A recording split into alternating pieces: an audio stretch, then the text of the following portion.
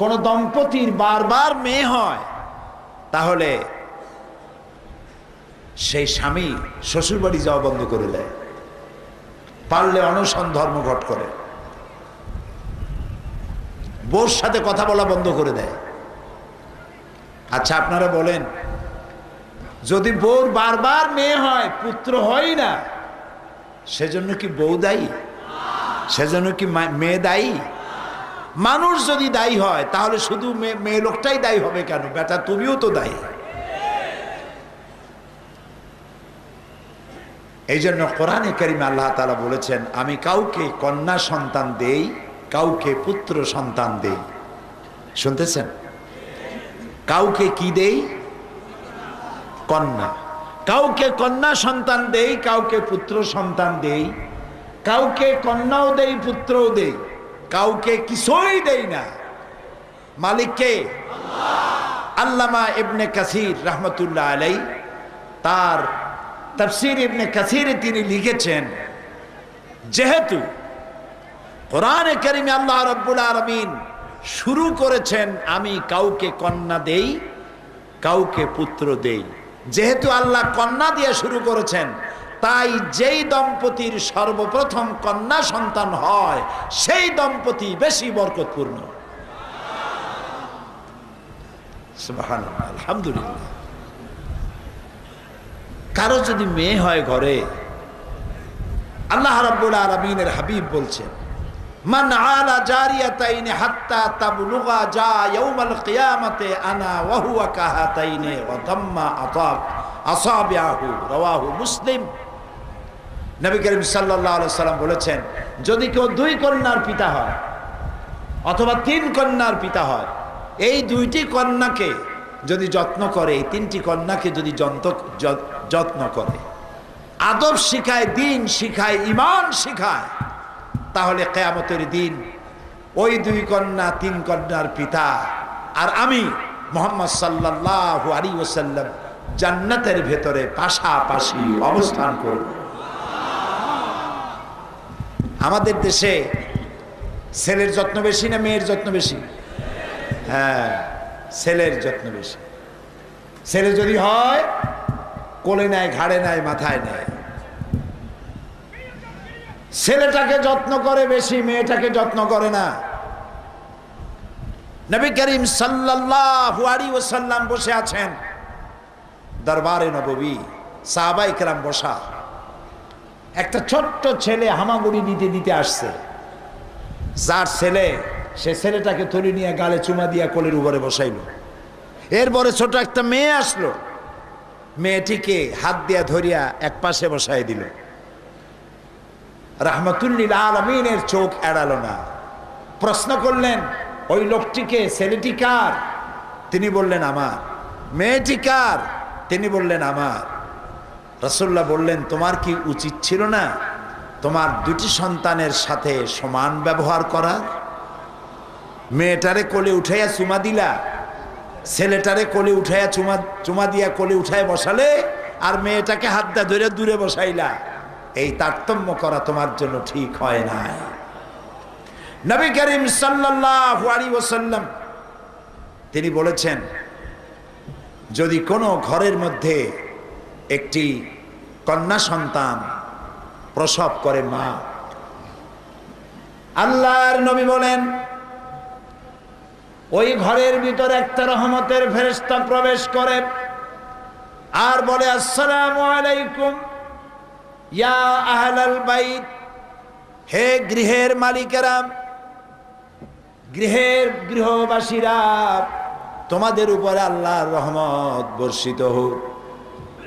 এরপরে নবজাতক কন্যাটির পাশে গিয়ে কন্যার মাথার উপরে নূরের তৈরি হাত বুলায় ফেরেশতা আর বলতে থাকে, এই মেয়েটিকে যে যত্ন করবে, যে আদর করবে, দিন শিখাবে, ঈমান শিখাবে, আর বয়স হলে পরে সৎপাত্রস্থ করবে, সাহায্য করবে, কিয়ামত পর্যন্ত আল্লাহ রাব্বুল আলামিন ওই লোকটির প্রতি তার সাহায্য অব্যাহত রাখবে।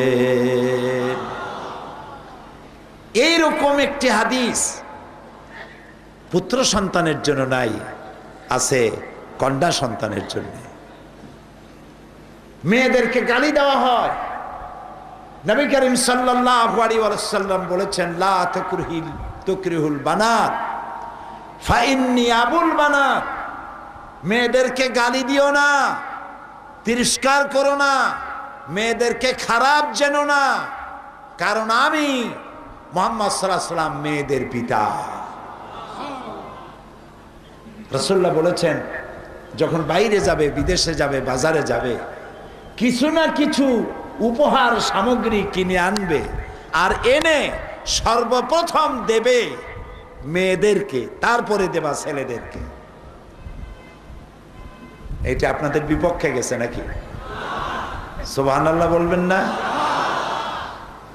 নারীর সম্মান কে দিল? ইসলাম। কে দিয়েছে? আজ পাশ্চাত্য ওয়েস্টার্ন সিভিলাইজেশন, পাশ্চাত্য সভ্যতার দাবিদার যারা,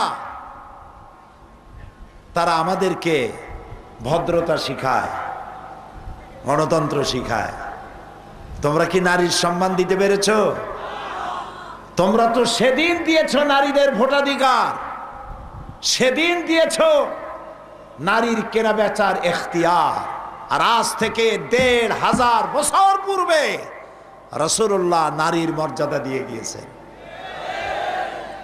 আল্লাহর নবী হয়ে মেয়ে লোকের নিজের স্ত্রীর পরামর্শ গ্রহণ করেছেন। সুবহানাল্লাহ বলো।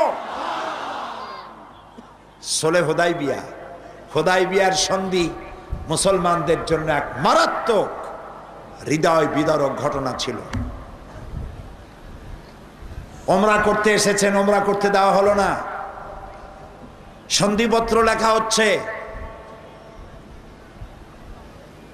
নবী করিম সাল্লাল্লাহু আলাইহি সাল্লামের পক্ষ থেকে মিম মুহাম্মদুর রাসূলুল্লাহ সাল্লাল্লাহু আলাইহি সাল্লাম ওয়া বাইনা কুরাইশ। কাফেরদের নেতারা বলল, মুহাম্মদ বলেন না সাল্লাল্লাহু আলাইহি ওয়াসাল্লাম, একটি মুহূর্ত যেন আপনাদের জন্য এমন না যায় যে আমার রাসূলের নাম শুনবেন আর দরুদ শরীফ পড়বেন না। এমনটি হবে না। আল্লাহর নবী বলেছেন, আমার প্রতি একবার যদি কেউ দরুদ পড়ে, আল্লাহ রাব্বুল আলামিন তার আমল নামায় 10টা রহমত লিখে দিবেন। কাফেরদের নেতা বলল, মুহাম্মদ যদি তার নামের সামনে রাসূলুল্লাহ লেখাই হয়, তাহলে তো সন্ধির কোনো প্রয়োজন নাই, আমরা তো রাসূলুল্লাহ মানি না। নাউযুবিল্লাহ, এই সন্ধি হবে না। রাসূলুল্লাহ বললেন, হযরত আলী রাদিয়াল্লাহু তাআলা আনহুকে বললেন, আলী, আমার নামের সামনে যেখানে রাসূলুল্লাহ লেখা আছে এটা কেটে দাও। হযরত আলী বলেন, ইয়া রাসূলুল্লাহ, সারা জীবন আপনার হুকুম পালন করেছি, আনুগত্য করেছি, মৃত্যু পর্যন্ত আনুগত্য করি যাব, কিন্তু আজকের আপনার এই হুকুম মানা আমার পক্ষে সম্ভব হবে না। আমি মুহাম্মদ নামের সামনে থেকে রাসূলুল্লাহ কাটা আমার পক্ষে সম্ভব নয়। রাসূলুল্লাহ বললেন, আমাকে দেখাও কোন জায়গায় লিখেছো, আমি কেটে দেই। কেটে দিলেন। সন্ধিশ হয়ে গেল। নবী করিম সাল্লাল্লাহু আলাইহি সাল্লাম এখন মদিনায় ফিরে যাবেন, ওমরা করতে পারবেন না। সাহাবায়ে কেরাম কাঁদতেছেন। নবী করিম সাল্লাল্লাহু আলাইহি সাল্লাম বললেন, তোমরা সবাই কোরবানি করো, সাথে যে কোরবানির জন্তু আছে এগুলিকে জবাহ করো, মাথার চুল কামাও এবং ইহরাম খুলে ফেলো। একজন সাহাবী রাসূলুল্লাহর হুকুম মানলেন না, সব বসে আছে। নবী করিম সাল্লাল্লাহু আলাইহি সাল্লামের নবুয়তের জীবনে এরকম সংকট, আভ্যন্তরীণ সংকট আর কখনো হয় না। রাসূলুল্লাহ ঘরের মধ্যে তাঁবুতে প্রবেশ করলেন, মুখ মলিন। নবী করিম সাল্লাল্লাহু আলাইহি সাল্লামের স্ত্রী হযরত উম্মে সালমা রাদিয়াল্লাহু তাআলা আনহা, তিনি বললেন, ইয়া রাসূলুল্লাহ, আপনার মুখ মলিন কেন? অসন্তুষ্ট হয়ে বসে আছেন কেন? রাসূলুল্লাহ বললেন, আমার জীবনে, নবুয়তের জীবনে এমন অবস্থা কখনো হয় নাই, আমার সাহাবীরা আমার হুকুম পালন করছে না। হযরত উম্মে সালমা রাদিয়াল্লাহু তাআলা আনহা বললেন, ইয়া রাসূলুল্লাহ,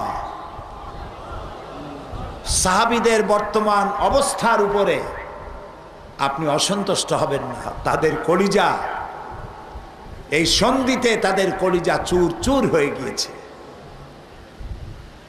আপনি নিজে সর্বপ্রথম জবাহ করেন, নিজের মাথার চুল কামান, ইহরাম খোলেন, সাহাবীরা আপনাকে অনুসরণ করবেন।